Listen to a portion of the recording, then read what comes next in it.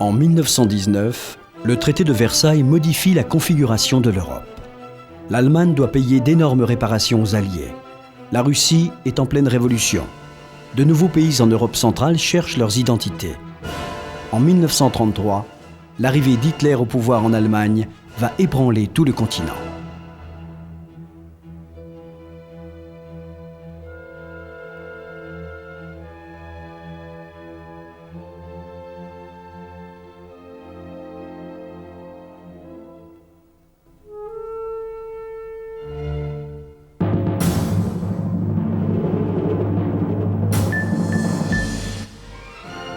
Le 12 mars 1938, Hitler fait entrer ses troupes en Autriche pour annexer le territoire au Reich. L'Anschluss est une violation sans précédent du traité de Versailles. Pourtant, les démocraties occidentales ne réagissent pas. Hitler peut savourer son triomphe et sa revanche à Vienne.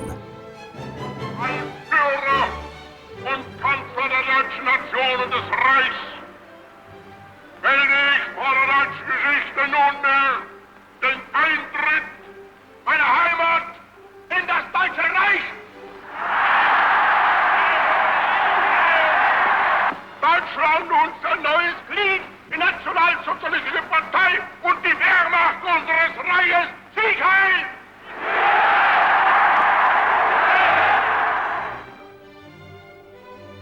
L'annexion de l'Autriche menace directement la souveraineté de la Tchécoslovaquie, qui sera la prochaine victime du Troisième Reich. En mai 1938, Hitler se rend en Italie. Il tient à remercier personnellement le roi Victor Emmanuel III et Mussolini pour leur soutien à l'Anschluss. En 1934, lorsqu'Hitler avait fait une première tentative d'Anschluss, l'Italie s'était rangée du côté de l'Autriche. Cette fois, elle tient à renforcer ses liens avec l'Allemagne. L'axe Berlin-Rome se consolide.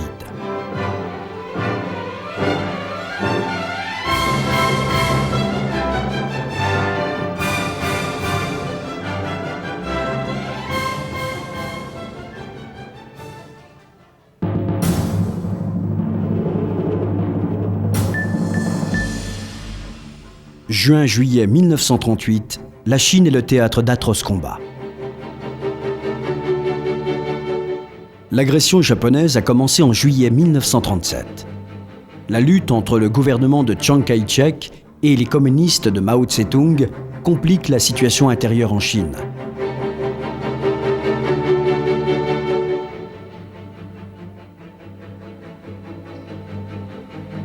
En 1938, les batailles se concentrent dans la partie centrale du pays.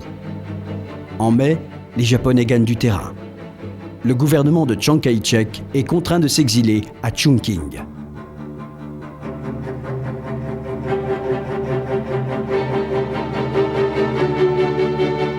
Les partisans de Mao, soutenus par les soviétiques, repoussent les attaques japonaises avec plus de succès.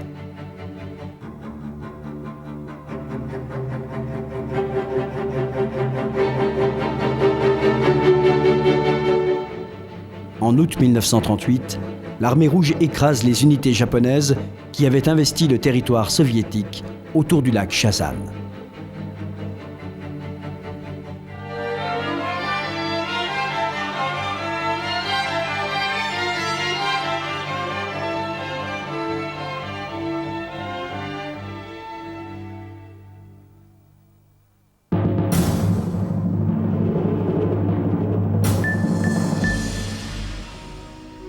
Au début de septembre, Hitler ordonne à Heinlein, chef du parti nazi en Tchécoslovaquie, de faire monter la pression. Malgré les concessions du gouvernement tchécoslovaque, le sort de la minorité allemande des Sudètes fournit à Hitler le prétexte pour envahir la Tchécoslovaquie.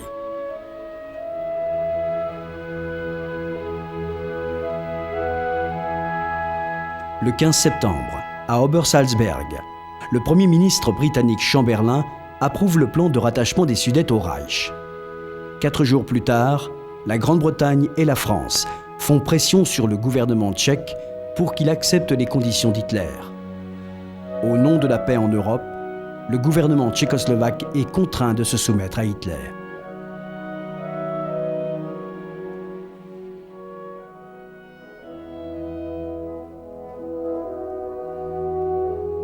Le pacte signé le 29 septembre 1938 à Munich par Chamberlain, Mussolini, Daladier et Hitler doit sauver la paix en Europe. Les représentants de la Grande-Bretagne et de la France donnent leur accord pour le démembrement de la Tchécoslovaquie, leur allié. La région des Sudètes est annexée au Reich. Hitler assure que ceci satisfait ses revendications territoriales.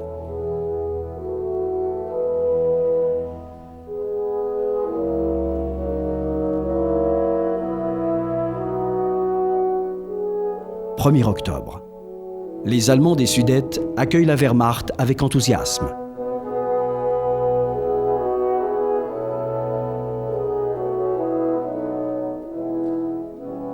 Les fortifications des Sudètes font maintenant partie du territoire du Reich.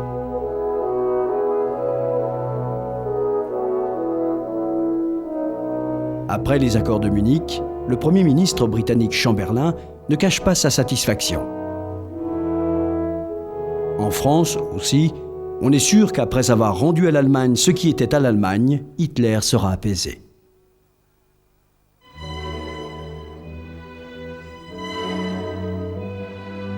Le 2 octobre, l'armée polonaise profite du désarroi tchèque pour franchir la frontière et occuper le territoire silésien de Teschen, annexé par la Tchécoslovaquie en 1919.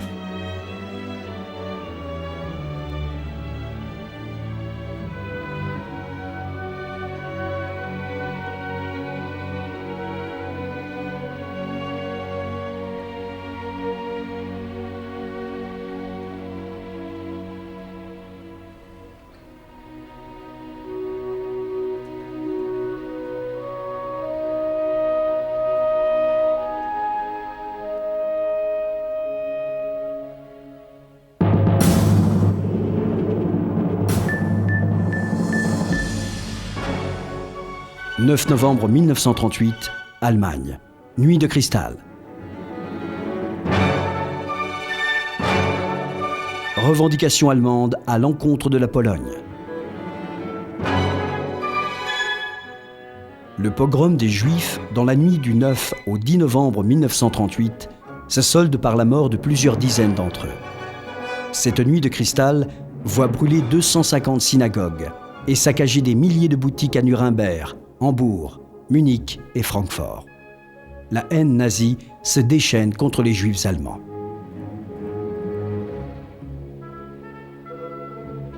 Depuis octobre, l'Allemagne exprime ses revendications à l'égard de la Pologne. Dans un premier temps, le ministre du Reich, Ribbentrop, présente les exigences allemandes à l'ambassadeur Lipski.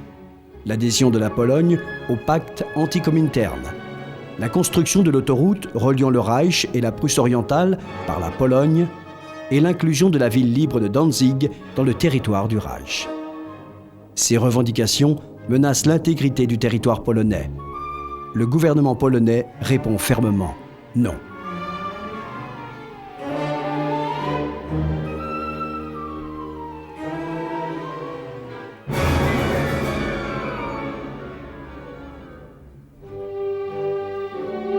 À Varsovie, le défilé de la commémoration de la victoire du 11 novembre 1918 est censé dissiper les craintes face à la situation internationale et montrer une Pologne forte et déterminée à défendre sa position.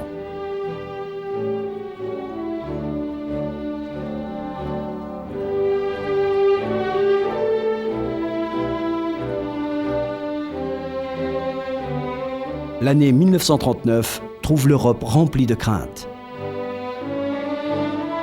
Le 5 janvier, Hitler renouvelle ses revendications polonaises. Le 25 janvier, Ribbentrop les confirme. 26 janvier, Espagne. L'armée nationaliste du général Franco entre à Barcelone. La guerre civile espagnole touche à sa fin. Berchtesgaden, dans les Alpes bavaroises, est la résidence favorite d'Hitler. C'est là qu'il accueille ses proches collaborateurs et ses invités. C'est à Berchtesgaden, le 5 janvier 1939, qu'il présente personnellement ses exigences au ministre des Affaires étrangères polonais, Joseph Beck. Le dictateur allemand espère utiliser la Pologne dans sa politique d'expansion à l'Est.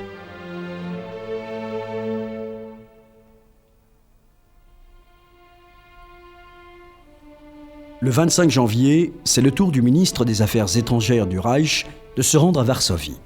La Pologne refuse toujours d'adhérer au pacte anti-Comintern, contraire à la politique d'équilibre entre ses deux puissants voisins, Allemagne et Union soviétique.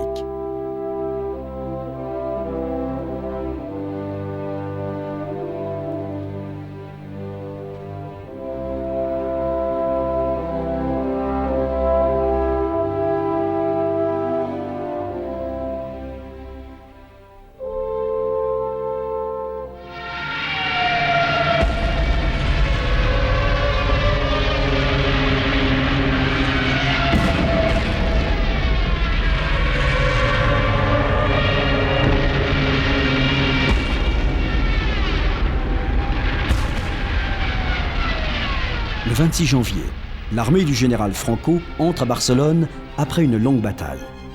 Ainsi se termine cette sanglante guerre civile qui a servi d'entraînement à certaines unités des armées italiennes et allemandes.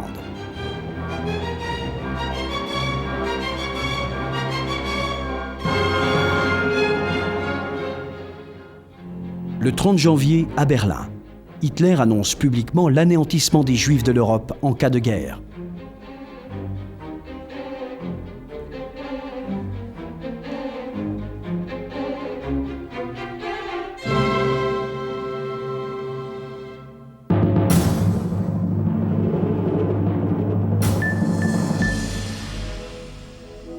La mort du pape Pie XI, le 10 février, prive le monde catholique d'un fervent accusateur du communisme et du nazisme. Ces deux dernières encycliques, publiées en 1937, dénoncent clairement les dangers des mouvements xénophobes et nationalistes en Europe. Son successeur, Eugenio Pacelli, prendra le nom de Pie XII.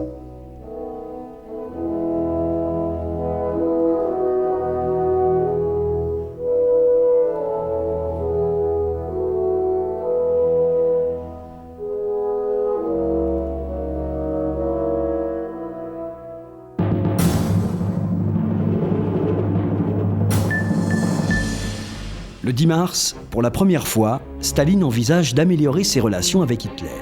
Le 15 mars, Hitler annexe la Bohême et la Moravie. Le 22 mars, l'Allemagne exige la restitution de la ville libre de Memel.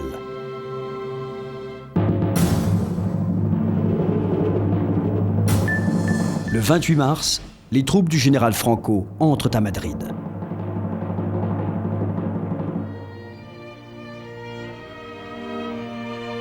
En 1939, la position de Staline à l'égard du Reich va changer diamétralement. L'hostilité qui régnait depuis 1933 laisse la place à une possible amélioration des relations entre les deux pays. Lors du 18e congrès du Parti communiste, Staline accuse les démocraties européennes de tenter d'envenimer les relations germano-soviétiques.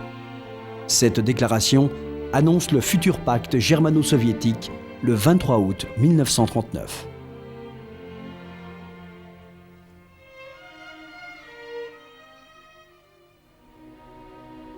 Hitler ne se contente pas de l'annexion des Sudètes. Il oblige le président de la Tchécoslovaquie à venir à Berlin.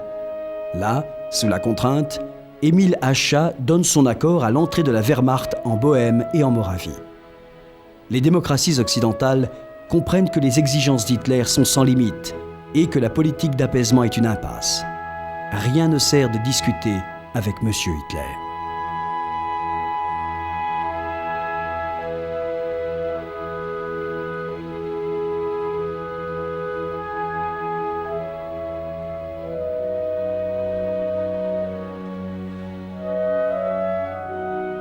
À son arrivée à Prague, Hitler crée le protectorat de Bohême-Moravie sous tutelle allemande.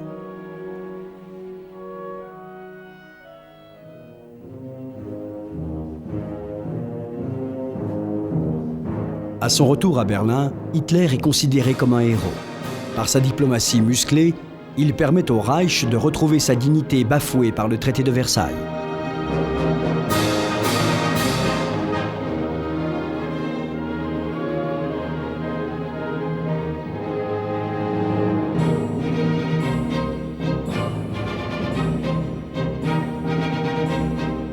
En même temps, le 14 mars, la Slovaquie proclame son indépendance. Gouverné par Monseigneur Tiso, le pays devient un satellite de l'Allemagne. Jusqu'à la fin de la guerre, la Slovaquie sera un allié du Reich. Ainsi, la Pologne se trouve quasiment encerclée par l'Allemagne hostile.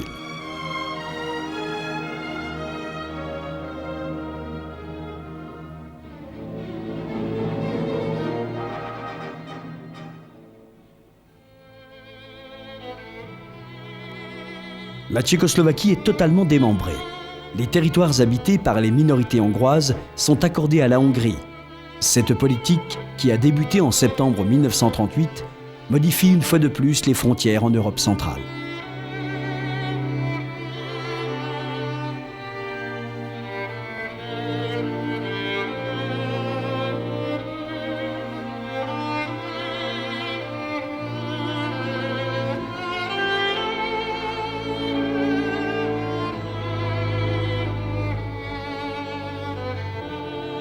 Dans les Carpates, la Pologne hérite d'un morceau de frontière commune avec la Hongrie.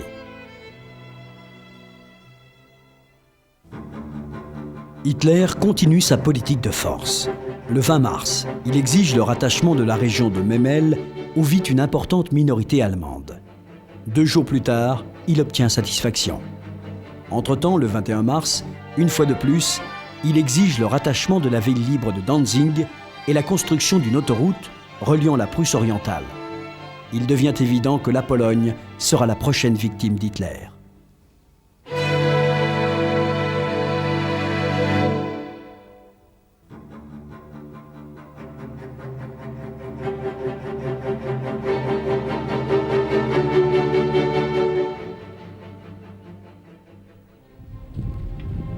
En réponse aux revendications allemandes, le gouvernement polonais donne l'ordre de mobilisation partielle. Secrète, elle sera toutefois annoncée au gouvernement britannique par le biais de son ambassadeur. Traditionnellement, la cavalerie constitue le fleuron et la fierté de l'armée polonaise.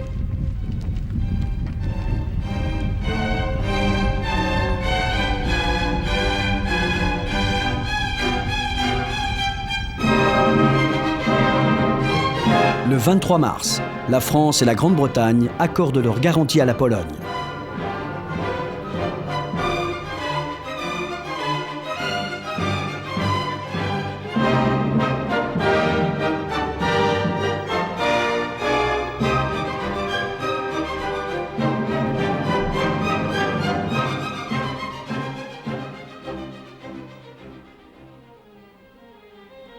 Le 28 mars, l'armée du général Franco entre à Madrid. 4 jours plus tard, le 1er avril, le général annonce officiellement la fin de la guerre civile qui durait depuis 3 ans, faisant des centaines de milliers de victimes et provoquant la ruine économique du pays. Pour remercier l'Italie et l'Allemagne de leur soutien, Franco décide d'adhérer au pacte anti-Comintern. Durant toute la guerre, l'Espagne gardera sa neutralité. Toutefois, des forces espagnoles, comme la division Azul, soutiendront l'armée allemande sur le front de l'Est. Pour Franco, la reconstruction économique du pays et l'élimination des opposants politiques sont prioritaires.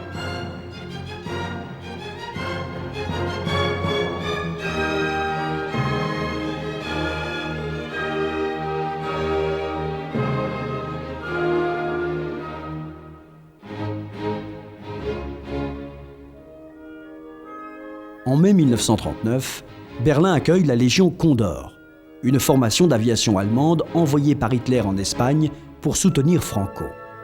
C'est cette Légion Condor qui est responsable de la destruction en 1936 de la ville basque de Guernica.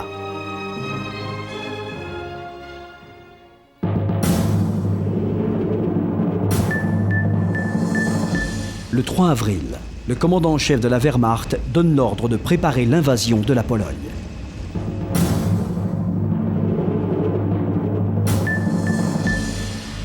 Le 7 avril, l'Italie envahit l'Albanie. Les garanties britanniques à la Pologne constituent pour Hitler une occasion de rompre le pacte de non-agression signé entre la Pologne et le Reich en 1934. L'Allemagne se sent forte.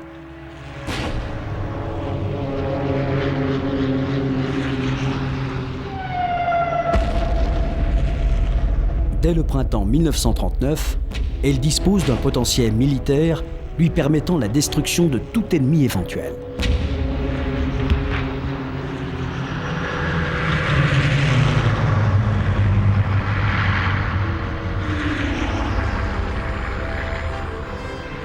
La puissance de l'armée de terre se fonde sur les forces blindées et particulièrement sur le 19e corps d'armée blindé sous le commandement du général Guderian, père de la stratégie des blindés.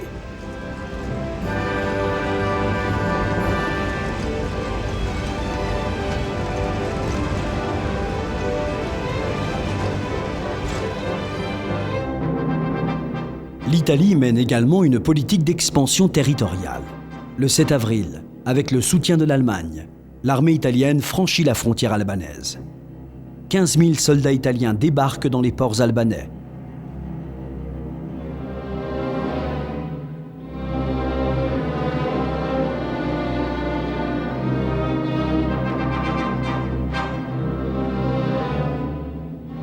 L'armée albanaise écrasée, le roi Zog quitte son pays et s'exile en Grèce. L'attaque n'aura duré que 3 jours. Le 10 avril, toute l'Albanie est entre les mains des Italiens. Un nouveau gouvernement albanais, entièrement soumis à l'Italie, est constitué.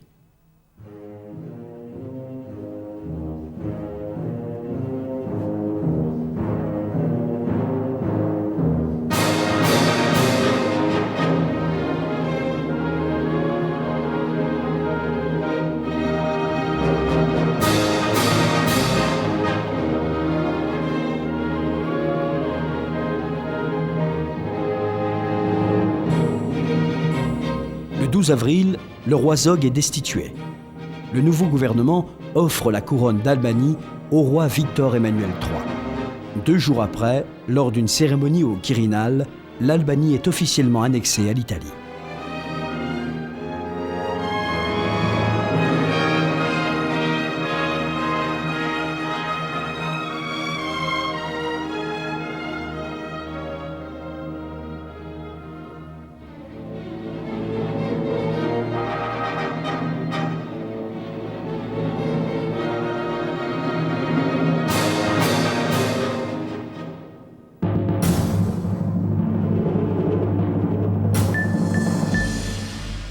« 1er mai, Moscou. Démission de Maxime Litvinov. 5 mai, Danzig. Une nouvelle fois, la Pologne rejette les revendications allemandes. 22 mai, signature du pacte d'acier.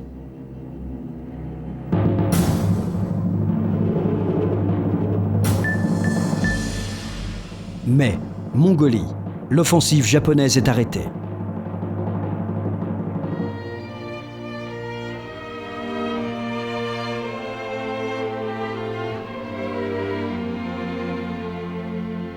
Le 1er mai, le commissaire des Affaires étrangères, Litvinov, donne sa démission. Ce partisan de l'alliance avec la France et la Grande-Bretagne est remplacé par Molotov, qui jouera un rôle clé dans le rapprochement de l'Union soviétique avec l'Allemagne. Les Polonais rejettent unanimement les revendications allemandes. Le refus de la paix à tout prix et la défense du territoire apparaissent comme la seule issue pour empêcher le Reich de continuer son expansion.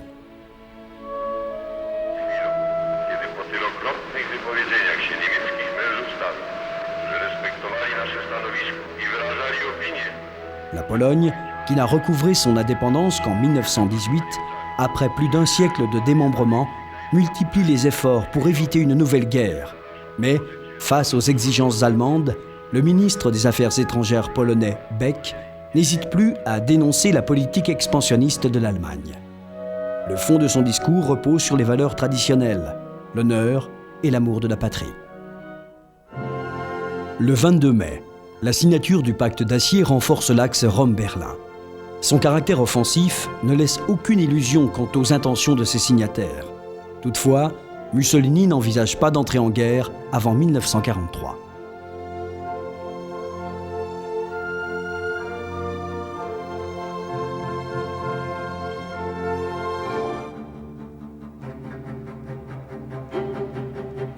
En mai 1939, l'armée japonaise attaque la Mongolie. Le 11 mai, Une violente bataille aéroterrestre se solde par la défaite des Soviétiques. Mais à la fin du mois, se développe la contre-offensive. Les batailles sur les rives de Chalchingol dureront jusqu'en septembre.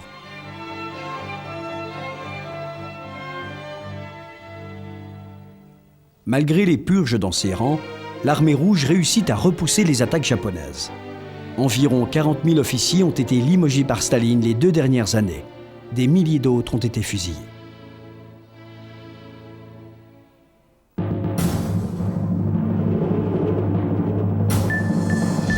17 juillet, Varsovie. Visite du général britannique Ironside. Manifestation pro-allemande à Danzig.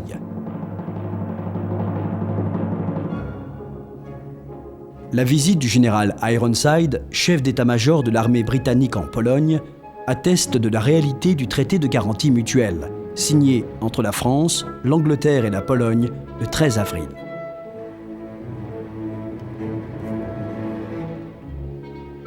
À la suite de cette visite, la Pologne offre aux services secrets britanniques des exemplaires de la machine à chiffrer allemande Enigma reconstituée par les ingénieurs polonais.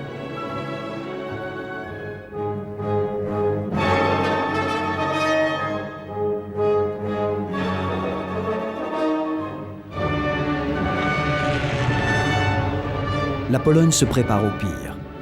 Pour assurer la défense antiaérienne, le gouvernement fait appel au soutien financier de la population.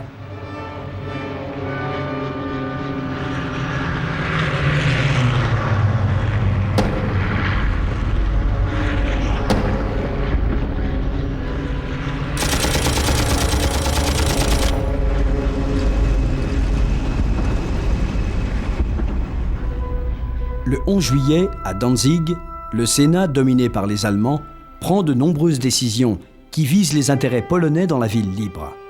Le 8 août, commence une violente campagne anti-polonaise dans la presse. Les patrouilles polonaises sont renforcées à la frontière avec le Reich.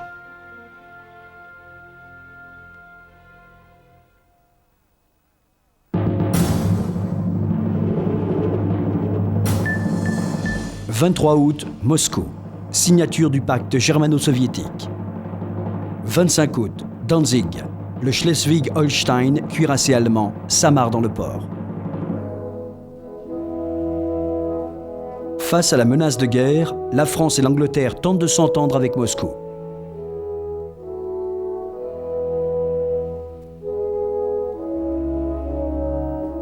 Mais le jeu de Staline est plus fin. À la grande surprise de toute l'Europe, le 23 août, à Moscou, Ribbentrop et Molotov signent le pacte germano-soviétique. Un protocole secret place la Finlande, l'Estonie et la Lettonie dans la zone d'influence allemande, tandis que la Pologne est tout simplement partagée entre les deux puissances sur la ligne des fleuves Narew, Vistule, San.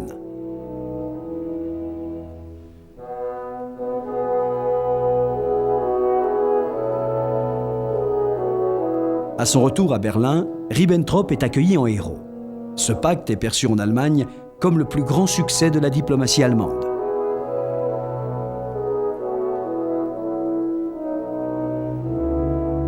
Le 22 août, Hitler donne l'ordre de préparer l'attaque sur la Pologne. La date initiale de l'attaque, le 26 août, est reportée au vendredi 1er septembre. L'Angleterre et la France tentent d'ultimes négociations qui n'ont pour résultat que de retarder la mobilisation en Pologne.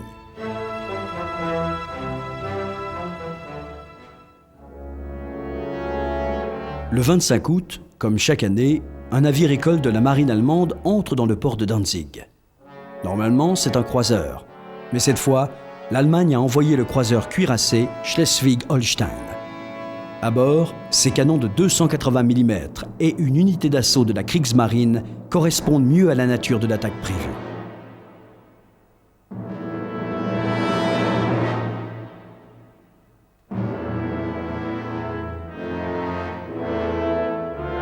Le long de la frontière polonaise, l'Allemagne a concentré 2 millions de soldats, 3200 chars et plus de 2000 avions.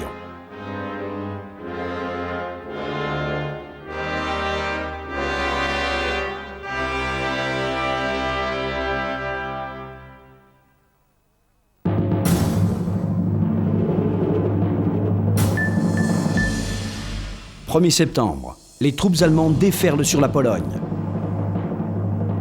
17 septembre, l'armée rouge franchit la frontière polonaise.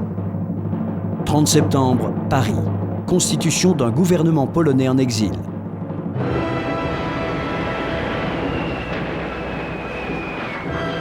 Le 1er septembre 1939, à 4h45, le Schleswig-Holstein commence à bombarder les fortifications de Westerplatte.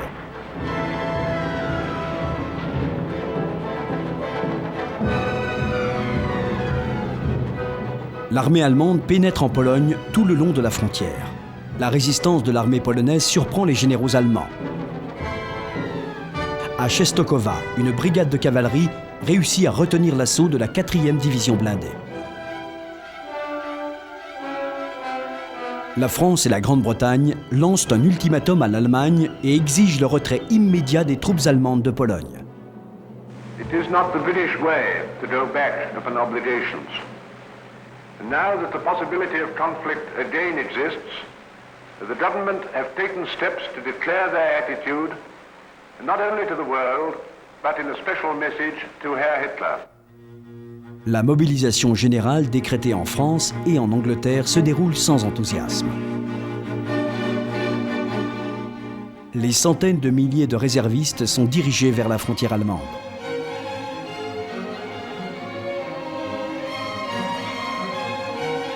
La force française repose sur l'armée de terre.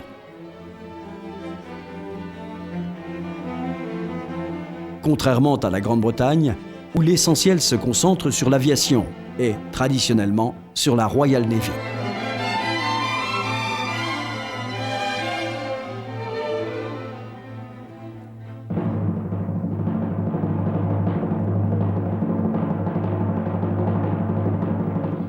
L'Allemagne laisse l'ultimatum sans réponse.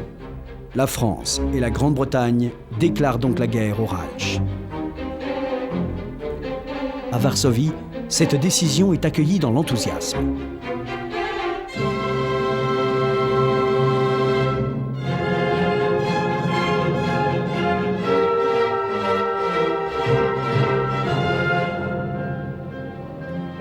La défense de Westerplatte, la zone portuaire de Danzig, devient le symbole de l'héroïsme polonais. 7 jours durant, 200 soldats font face à l'attaque aérienne, maritime et terrestre.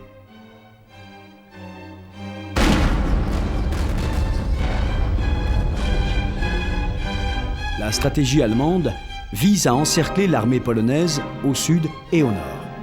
L'armée polonaise réussit à contenir l'attaque sur Varsovie, mais pas pour longtemps.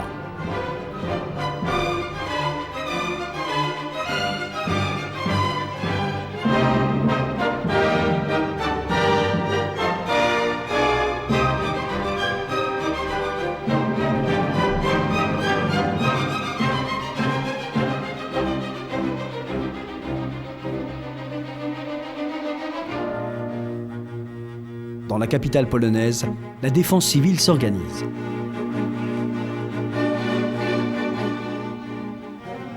Depuis le 8 septembre, Varsovie est violemment bombardée. L'aviation allemande ne respecte pas les consignes de la Société des Nations.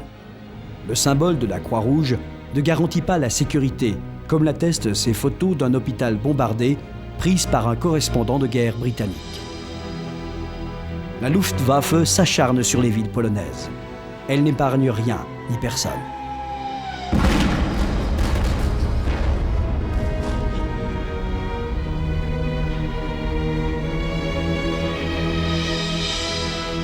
En 11 jours, l'armée allemande réussit à briser la résistance de l'armée polonaise. La Wehrmacht franchit la rivière San.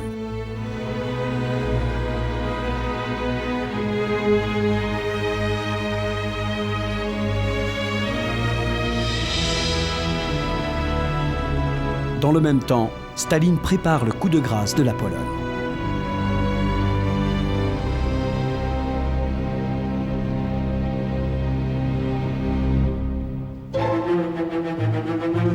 Le 17 septembre, à l'aube, environ 500 000 soldats et 5 000 chars soviétiques pénètrent en Pologne. Staline viole ainsi le pacte de non-agression entre la Pologne et l'Union soviétique, signé en 1934.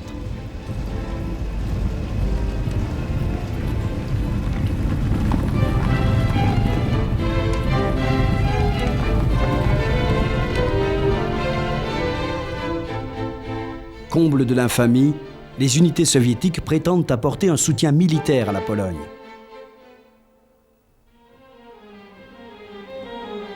Le 19 septembre, à Brest-Litovsk, les armées allemandes et soviétiques effectuent leur jonction.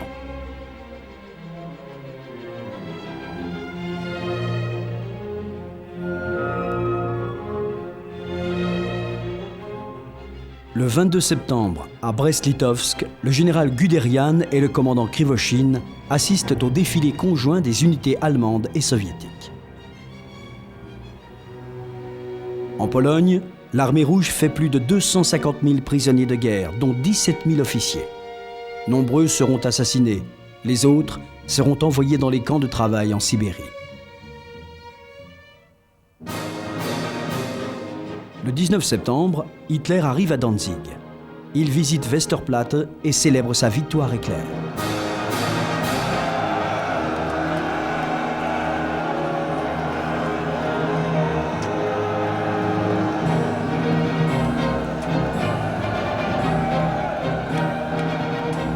Malgré l'invasion soviétique, l'armée polonaise continue à se battre.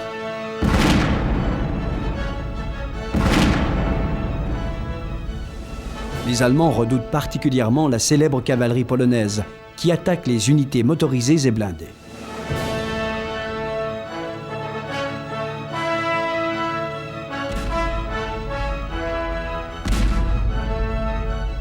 Le 25 septembre, plus de 400 avions et 1000 canons attaquent la ville.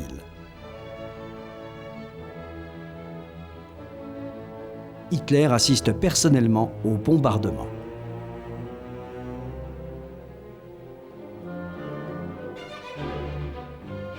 À la fin septembre, Varsovie résiste encore malgré des attaques particulièrement sévères.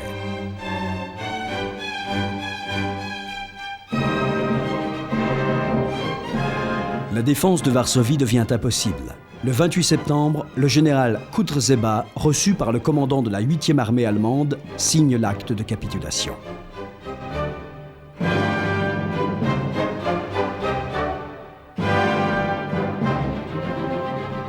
Le 5 octobre, à Varsovie, a lieu le défilé de la victoire. Hitler ne sait pas que ce jour-là, il échappe de peu à la mort. La première organisation de la résistance polonaise, Service pour la victoire de la Pologne, a piégé le trajet des voitures officielles. Mais les bombes ne se déclenchent pas. Dans le même temps, aux abords de la ville, ont lieu les premières exécutions de masse.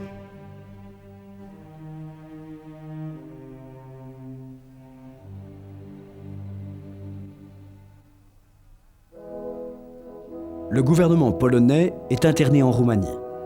Le 10 octobre, à Paris, est donc constitué le nouveau gouvernement polonais en exil. À sa tête, le général Sikorski. Le siège du gouvernement se situe d'abord à l'hôtel Regina, rue de Rivoli. Le premier but du gouvernement est la reconstitution de l'armée. Les soldats polonais affluent en France par tous les moyens. « 12 octobre, Pologne. Création par les nazis du gouvernement général de Pologne. 4 octobre, visite de Nikita Khrouchtchev en Pologne annexée par les soviétiques.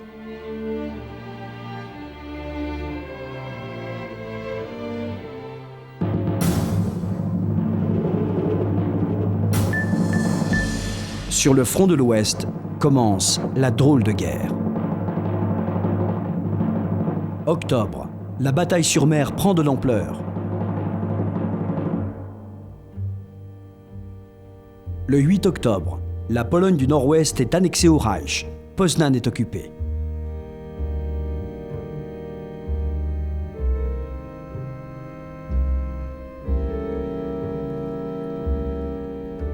La Pologne centrale est transformée en gouvernement général avec Cracovie pour capitale. Le gouverneur général, Hans Frank, prendra ses fonctions en novembre.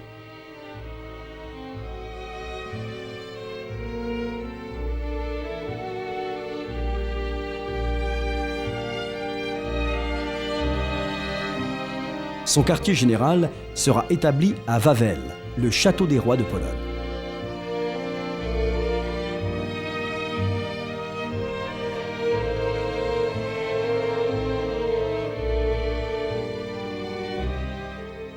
En Pologne, le règne de la terreur commence. Les premières exécutions de masse visent en particulier les intellectuels.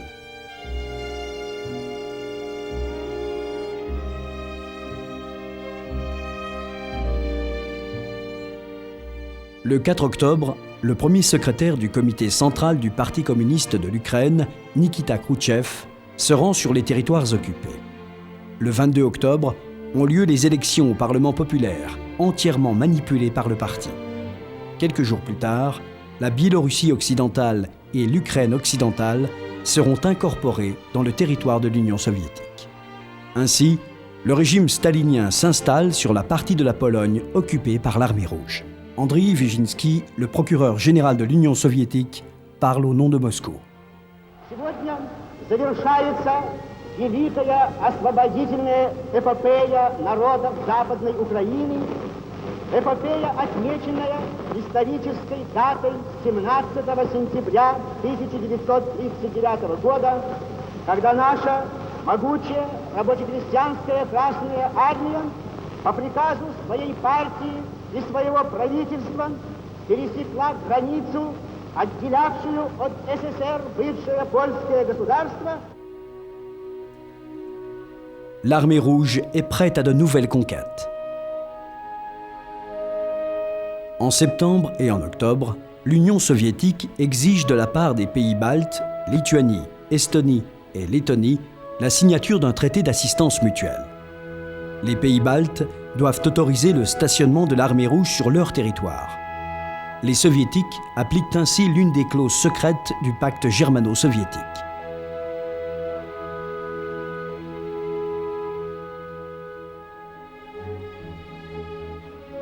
Sur le front de l'Ouest commence la drôle de guerre. La ligne Maginot fait face à la ligne Siegfried, gardée par 23 divisions allemandes. Les forces françaises et britanniques comptent 50 divisions, mais malgré cette supériorité, l'état-major français ne donne pas l'ordre d'attaque.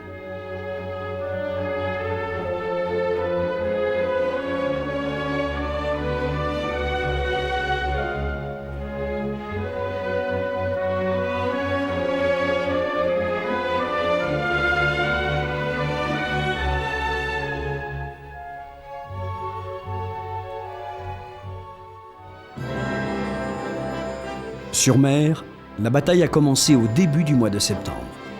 La Kriegsmarine et les U-Boote attaquent les convois britanniques. Initialement, la marine allemande ne compte que 57 sous-marins, mais leur efficacité est redoutable.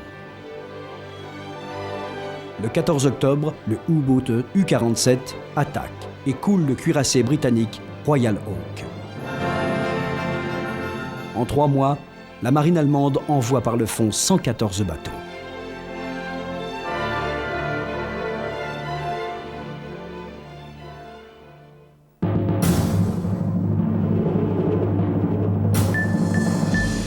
« 30 novembre, Pologne. Le brassard frappé de l'étoile de David est imposé aux Juifs. «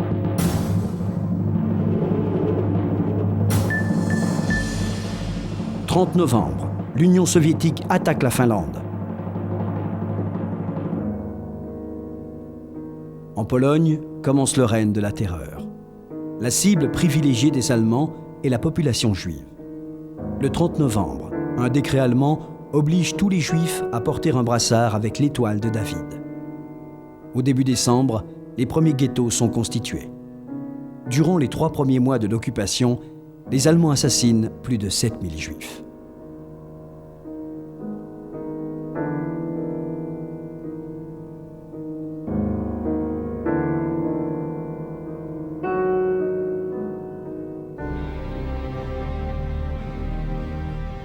Le 30 novembre, l'Union soviétique attaque la Finlande. Malgré la supériorité de l'armée rouge, l'armée finlandaise sous le commandement du maréchal Mannerheim oppose une forte résistance. D'intenses batailles ont lieu tout le long de la côte est de la Finlande. Pour tenter de faire pression sur Staline, la Société des Nations exclut l'Union soviétique.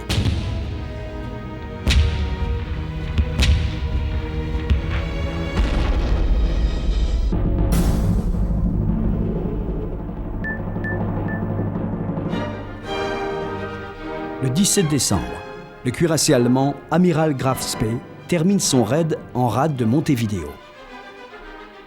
Pour les marines britanniques et françaises, c'est un soulagement, car le corsaire allemand avait détruit pas moins de 9 navires de commerce.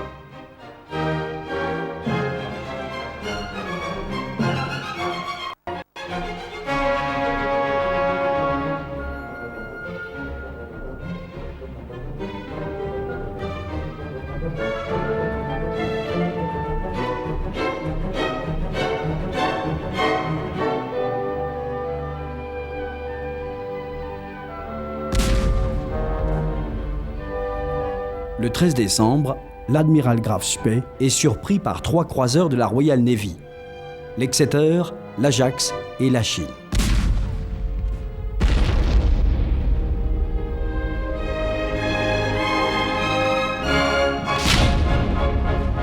Le navire allemand, endommagé, est contraint de chercher refuge dans le port de Montevideo.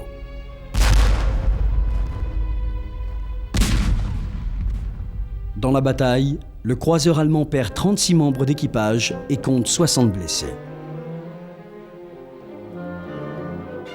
Le navire a besoin d'importantes réparations, mais le gouvernement neutre d'Uruguay n'accorde que 72 heures au commandant Langsdorff. Celui-ci donne l'ordre de saborder l'amiral Graf Spee pour éviter la capture.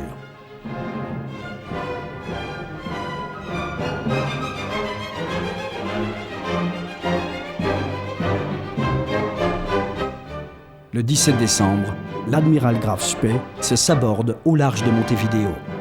Le commandant Langsdorff se suicide 3 jours plus tard.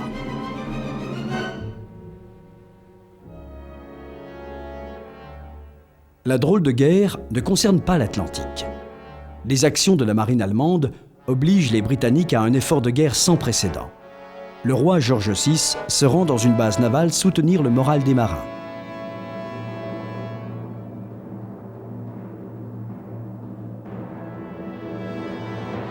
Le cabinet de guerre de Churchill compte dans ses rangs un fervent partisan de la militarisation du Royaume-Uni, Samuel Heer.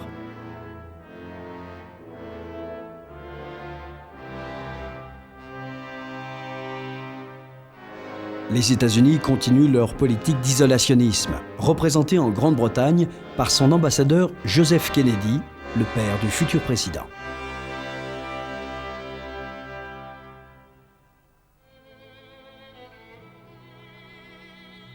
Après la défaite de la Pologne, la marine polonaise trouve refuge en Grande-Bretagne.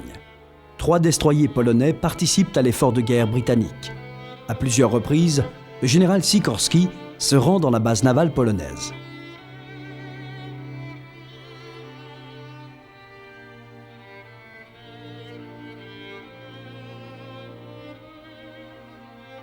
L'armée britannique accroît ses effectifs. Les meilleures unités sont dirigées vers la France. La ligne Maginot est le symbole de la puissance française. L'opinion publique la considère comme infranchissable.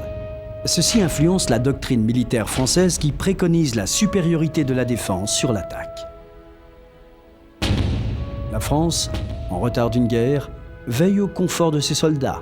Cette fois, les tranchées seront en dur et les hommes pourront tenir comme ils l'ont déjà fait à Verdun 23 ans plus tôt.